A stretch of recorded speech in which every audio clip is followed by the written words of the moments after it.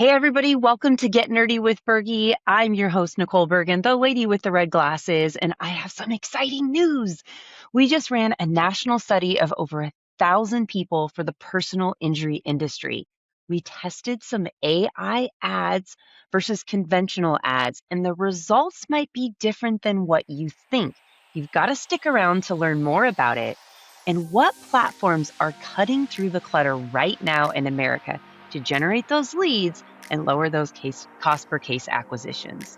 I'm super excited about my guest today. His name is Dr. Seth Geiger.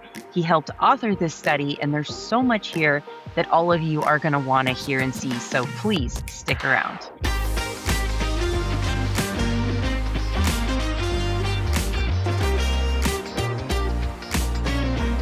Seth, thank you so much for coming today to the pod. Thanks for inviting me, Nicole. I'm very excited to share what we learned. Awesome. Thank you so much. So, Seth, you've been doing research for what? How many years now? A lot? A lot. 35 years. And what surprised you most about this study? I'm curious. It's really fascinating because much of the conventional wisdom that's driving many of the decisions around legal advertising proved to be misconceptions in some regards. In terms of who the opportunity is, how you reach out to them. A lot of the things that have become the common practices are either no longer effective or may have missed the mark for a long period of time. So who did you talk to in the study? So we spoke to just over 1,000 18 to 54-year-olds. So it's Gen Alpha to Gen X. About 46% are ages 18 to 34. And it's really a representative sample from across the country. Most said that if they were involved in a major accident, they would contact a lawyer. It was 71%. As part of that. And what really surprised us is 60% indicated they or a family member had themselves been involved in a major accident within the past 10 years. I was surprised by that. Were you? I was very surprised by that. It seemed to be a much bigger base of Americans than one would commonly think. All right, Seth. So there were 5 key takeaways from this study. Let's talk about this first one. What did we learn? Well, I think it's important to put an emphasis and a focus on the trauma victim, and that's exactly what they've experienced. So in any kind of accident, you've experienced personal and emotional trauma. You may have lost access to a vehicle. Your life's been disrupted in significant ways. And there's a lot of confusion and disorientation that goes with that. And so what we uncovered really as this first critical takeaway is the importance of acknowledging that and then engaging with the potential client in an understanding of what they've experienced and what they've gone through. You can see from the statistics, the vast majority are feeling overwhelmed. Most think that they would seek counsel, but they really don't know where to turn. And that's where the advertising and the messaging strategies come in, where there's a level of reassurance alongside building the familiarity. So by the time you're in this event and you've experienced the shock and the trauma, there's actually a name that comes to mind that has some positive associations. So our second takeaway has to do with advertising specifically, and that familiarity drives opportunity. And we know this in the industry. We see it a lot, that being top of mind is important. What else did you uncover in this space? Well, there's good familiarity and bad familiarity. Not all is created equal. So how you get your name out and create name recognition, but also positive name association. And one of the biggest challenges that we're seeing is effectively what we'll call the Sea of Sameness. Most, if not all of the attorneys are communicating the same types of attributes. We're going to fight for you. We're going to get you the largest settlement. And in reality, it's not just about the outcome. It's about the process. And we learned one of the best predictors of whether or not folks are likely to contact an attorney and which attorney they ultimately choose to contact is a sense of not just reassurance, but having an attorney that can explain the process, that feels like they're not just in the fight, but bringing you along and giving you an understanding of what to expect and how the situation is going to be resolved in a favorable fashion. And we came up with this great acronym, FUEL. Let's break this down for a second, which, just to summarize, all of the research is broken down into these 4 pillars, right? Walk us through it. So the first piece is going to feel very common, and it's a consistent theme that most law firms put out there, and that's the commitment and the willingness to fight for you and earning every dollar. So the outcome I would characterize as a necessary promise, but not enough to drive, and particularly not enough to differentiate.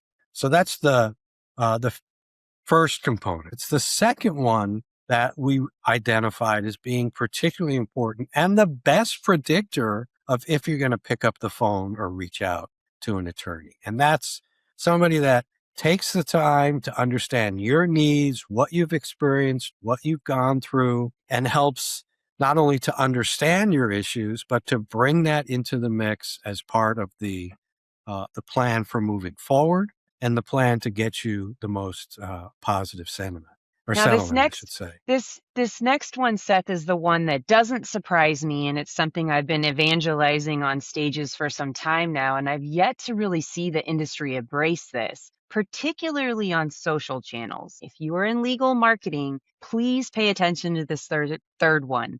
You've got to explain the process, and that's not necessarily going to be done in a 15 or 30-second TV ad, right? Your YouTube channel, your socials. There are other places that these stories can be told, but they do need to be told, right, Seth? I think that's very, very important. Again, a lot of the promises and mechanics that law firms put out there is one call and we'll do it all as a type of promise. That's a very common sentiment out there. But in a way, when you think about it, that's not reassuring. It's almost dismissive of the client. It doesn't really acknowledge the needs. In most cases, again, having experienced the trauma, they want to know somebody is certainly advocating on their behalf, but it shouldn't be a black box. It should be more of a partnership and an understanding. And I'm glad you brought up social media because I've been thinking about how law firms can really take advantage of the platform moving forward. And I've come up with this idea of legal files or legal case studies where an attorney can speak with a high degree of authority and authenticity about a 32-year-old woman who was involved in a particular accident with young kids and what steps were taken. And that's as important as the outcome. So you're almost treating this like a true crime. It's a true case study that you could share in 2 or 3 minutes on social media that would really effectively check the box on the explanation and the steps as part of that. Since you brought up social media, one of my favorite data points I would really like to talk about is which ones. This was really interesting to me about how trust is extended by these different platforms. So on the left-hand side, we're talking about TV. On the right-hand side, we're talking about social. And look at Twitter, TikTok. This data showed us that there are some social platforms that might be more compelling than others. Yeah, I think some of it's a function of who's using the platforms. And I think a Absolutely. lot of it is also the nature of the platform. And trust is a big challenge. I mean, we're seeing the legal profession in particular one of the weakest in terms of trust. TV lawyers and social media lawyers particularly weak as part of that. But delivering and executing around the right messaging strategy can certainly improve and engender trust. And the more you experience this, whether it's in social media or on TV, not only the greater the familiarity, but the greater the trust. We learn that the heaviest media consumers are actually the potential clients that already have a higher level of trust. So there's some indication that continued exposure to the right messaging strategy can actually ameliorate the trust crisis. And let's be honest, if you're in personal injury, you are selling trust, my friend. That is the bottom line. And when we looked at this, I got to take this data point out, 42% trust in the legal profession. But we broke this down into some platforms. Can you explain this for us, Seth? Sure. So The baseline is for the legal profession in general. But as a subcategory of that, lawyers specifically who advertise on TV are 10 points lower. So you're already engendering and creating a sense of cynicism. Lawyers advertising on social media are 13 points lower. Now, if I've had a personal experience with a lawyer, they're performing 8 points higher. And that 50 puts it at one of the strongest professions in America. Some might see this and say, oh, well, then should I not be on TV and social? How do you respond? No, so the tendency is to have a reactive sense that lawyers advertising on TV must be lower in trust. But we want to get to this 50% mark. If we could create a level of familiarity and then fuel around those 4 pieces that we identified on the previous slide, we're convinced that you can drive trust to a much higher level. So a hybrid approach that utilizes local broadcast and social media is going to be the most effective because they're going to lend themselves to complementary positive outcomes. And if we want to drive familiarity, TV is going to do the best job. And then there's certain aspects of TV that's going to do the best job. If we want to drive positive sentiment and create that sense of trust and authenticity, you saw a higher increase for social media. All right. Well, you mentioned you're talking about TV. So I want to get to our 5th point here. And it was a fun part of the study where we literally tested conventional versus AI ads. Talk to us about how this went down.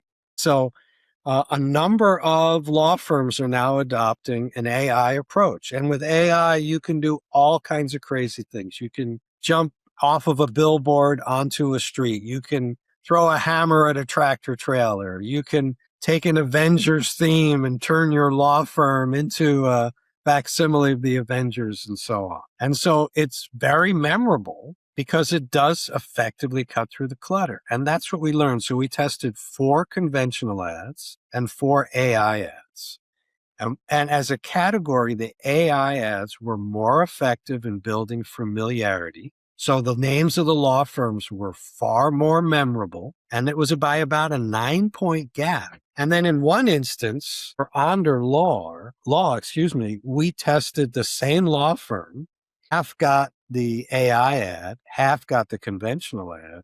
And in that case, the recall was actually 16 points higher for the AI ad. And for men in particular, we saw nearly a 30-point advantage within that. So in terms of building brand awareness, these AI approaches are incredibly effective.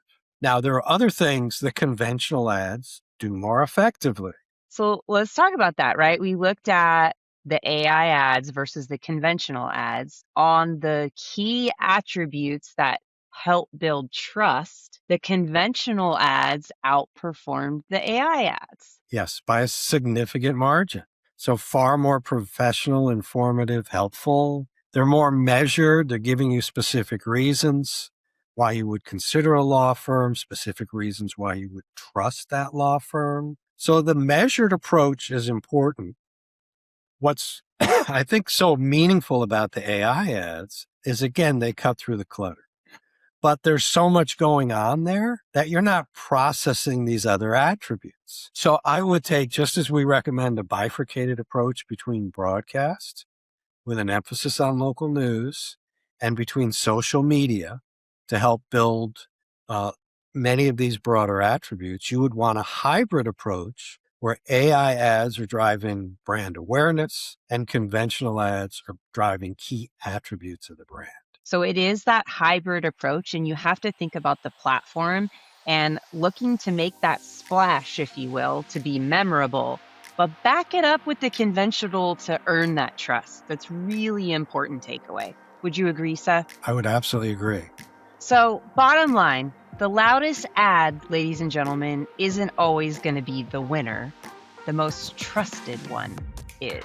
Thank you so much, Dr. Seth Geiger, for helping author this study and present some of these key takeaways today. If you want to dig into this research further, I invite you to go check us out online, growwithelevate.com. sameness.com and download a copy of this research. Until next time, thank you so much for coming, and we'll see you real soon.